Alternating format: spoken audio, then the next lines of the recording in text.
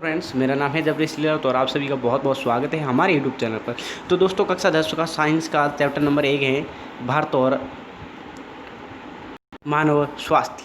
तो इसके हम प्रश्न उत्तर करेंगे। ठीक है दोस्तों, चलिए स्टार्ट करते हैं। पहला प्रश्न है कि नारू रोग का रोगजनक है। तो नारू रोग का जो रोगजनक है वो है कृमि। ठीक है दोस्तों, सही आंसर हो जाएगा ख हो जाएगा। क्या हो जाएगा दोस्तों? ख। अगला हमारा नेक्स्ट क्वेश्चन कि स्वच्छ शरीर का सामान्य रक्तचाप कितना होता है। तो सामान्य रक्तचाप होता है 120/80। ठीक है, 120/80। अगला हमारा क्वेश्चन है तंबाकू किस कुल का पादप है। अगला हमारा है तो इसका हो जाएगा सोलेनेसी। किसका हो जाएगा? सोलेनेसी। अगला हमारा क्वेश्चन है मदिरा का मुख्य घटक क्या है। तो इसका हो जाएगा C2H5OH। एक सही हो जाएगा क। ठीक है दोस्तों, सही आंसर हो जाएगा क। अगला हमारा नेक्स्ट क्वेश्चन कि पांचवा प्रश्न है कि आयोडीन की कमी से रोग होता है, वो होता है घेंगा। घ। सही आंसर हो जाएगा घ। ठीक है, तो दोस्तों हमने पूरी की पूरी उत्तरमाला बता दी है। पहले का सभी की उत्तरमाला आपको बता रहा हूँ। तो देखिए, वस्तुनिष्ठ के 5 प्रश्न थे, जिसके अंदर उत्तरमाला पहले के अंदर ख आ जाएगा, दूसरे के अंदर क आ जाएगा, तीसरे के अंदर ग आ जाएगा, चौथे के अंदर क आ जाएगा और पांचवें के अंदर घ आ जाएगा। हमने उत्तरमाला आपको बता दी। अगला हमारा नेक्स्ट क्वेश्चन अति लघुत्तरात्मक प्रश्न नंबर 6। अफीम के पादप का वैज्ञानिक नाम क्या है। अफीम के पादप का वैज्ञानिक नाम है वो है पेपेवर सोमनीफेरम।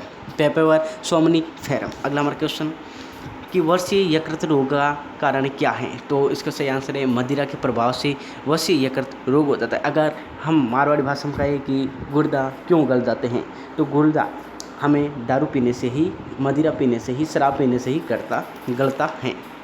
अगला हमारा 8वां क्वेश्चन तंबाकू में कौन सा हानिकारक तत्व पाया जाता है। वो पाया जाता है निकोटीन। कौन सा तत्व पाया जाता है? निकोटीन। आप स्क्रीनशॉट भी ले सकते हैं। अगला हमारा नेक्स्ट क्वेश्चन कि रक्तचाप मापने का यंत्र का नाम क्या है। तो रक्तचाप मापने का यंत्र है वो है रक्तचाप मापी यंत्र। ठीक है, जिसके हम साइंस के अंदर कहते हैं स्फाइनोगोनोमेनोमीटर। अगला हमारा 10वां क्वेश्चन नारू रोग के रोगजनक का नाम बताइए। तो रोगजनक का नाम है वो है ड्रैगनकुलस मेडिनेसी। क्या है? ड्रैगनकुलन मेडिनेसी। अगला हमारा क्वेश्चन लघुत्तरात्मक है।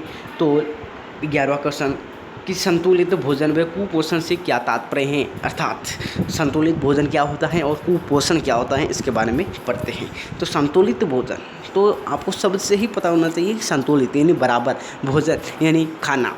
तो क्या होता है कि संतुलित भोजन वह भोजन जिसमें सभी आवश्यक पोषक तत्व विद्यमान हो या उपलब्ध हो, उसे संतुलित भोजन कहते हैं। अर्थात जिसके अंदर कार्बोहाइड्रेट, वसा, प्रोटीन, विटामिन, खनिज लवण और पोषक के साथ साथ रेशे और जल जैसे घटकों का होना आवश्यक है, वो होता है संतुलित आहार, जिसे हम भोजन भी कहते हैं। और पिछली कक्षा के अंदर हमने पढ़ा भी था। अगला हमारा क्वेश्चन और कुपोषण क्या है। कुपोषण, कु का मतलब होता है खराब। ठीक है, कु का मतलब खराब, यानी सबसे ही आपको पता लगाना है, थोड़ा दिमाग लगाना है सबसे। तो कुपोषण लंबे समय तक जब पोषण में किसी एक या एक से अधिक पोषक तत्व की कमी हो तो उसे कुपोषण कहते हैं। अर्थात किसी की कमी हो, कु यानी खराब यानी। अगला हमारा क्वेश्चन 12वां प्रश्न है कि प्रोटीन की कमी से होने वाले रोगों का मानव शरीर में क्या प्रभाव पड़ता है। तो प्रोटीन की कमी से होने वाले रोगों में मानव शरीर के अंदर क्या प्रभाव पड़ता है वो देखिए। एक तो है कि बच्चों का शरीर है सूजकर फूल जाता है, ठीक है, प्रोटीन की कमी से, और उसे भूख कम लगती है, स्वभाव चिड़चिड़ा हो जाता है, त्वचा पीली, शुष्क, काली, धब्बेदार होकर फटने लगती हैं।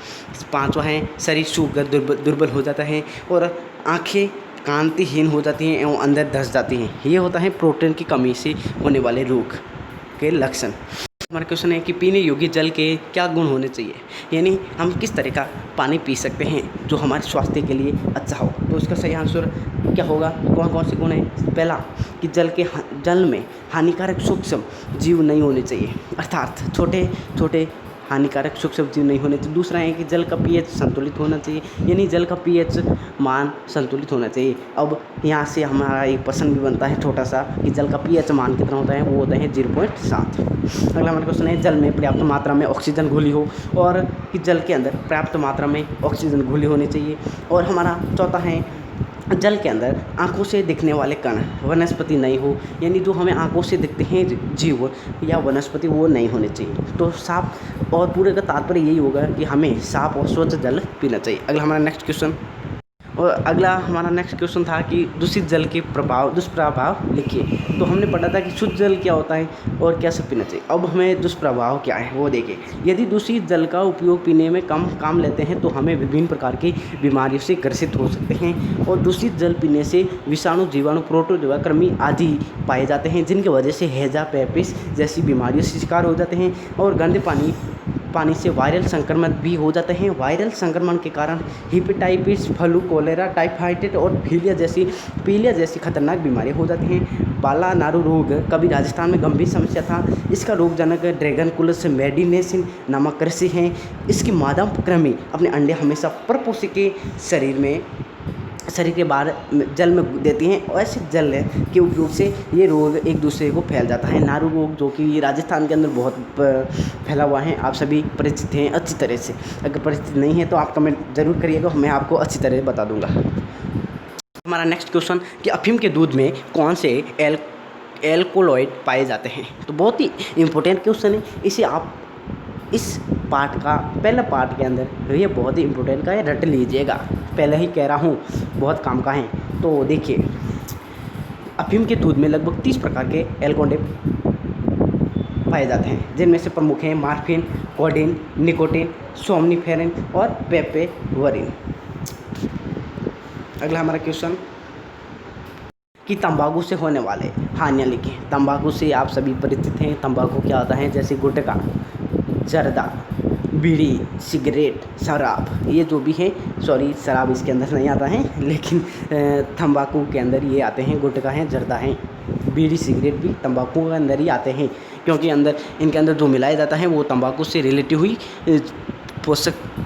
जो चीज़ें होती हैं वो मिलाई जाती हैं।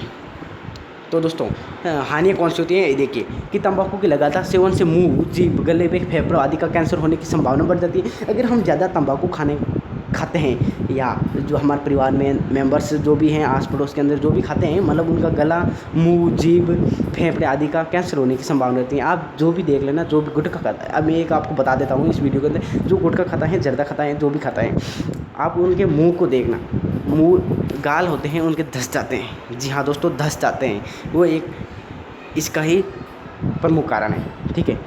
अगला हमारा क्वेश्चन, गर्भवती महिलाओं द्वारा तंबाकू सेवन करने पर भ्रूण विकास की गति मंद पड़ जाती है। अर्थात गर्भवती महिलाएं अगर ये खाती हैं तो मतलब भ्रूण विकास अर्थात बच्चा पैदा करने में थोड़ी कमी आ जाती है। अगला हमारा क्वेश्चन, तंबाकू में पाए जाने वाले निकोटीन धमनियों की दीवारों पर मोटा कर देता है, जिससे रक्तदाब, बीपी व हृदय स्पंद, हार्ट बीट की दर बढ़ जाती है। अगला हमारा चौथा पॉइंट है वो है सिगरेट के धुएं में उपस्थित कार्बन मोनोऑक्साइड CO लाल रुधिर कणिकाओं को नष्ट करके रुधिर की ऑक्सीजन परिवहन की क्षमता कम कर देते हैं। तो दोस्तों, हमने ये जाना, आपको पता है गुटखा खाने वालों को क्या हालत होती है, इसीलिए अगर आप वीडियो देख रहे हैं तो क्षमा करिएगा। अगला नेक्स्ट क्वेश्चन, सबम्यूकस फाइब्रोसिस रोग के लक्षण व कारण लिखिए। तो लक्षण, सबम्यूकस फाइब्रोसिस रोग में जबड़े की मांसपेशियां कठोर हो जाती हैं, जिसके फलस्वरूप जबड़ा ठीक से नहीं खुलता है, मुंह में घाव या छाले या सूजन आ जाती हैं, जो कैंसर में परिवर्तन हो जाते हैं। कारण क्या है, गुटखे को उपयोग करने से इस प्रकार का रोग होता है। आज के लिए बस नहीं, और मिलेंगे नेक्स्ट वीडियो में, तब तक के लिए जय हिंद, जय भारत, वंदे मातरम।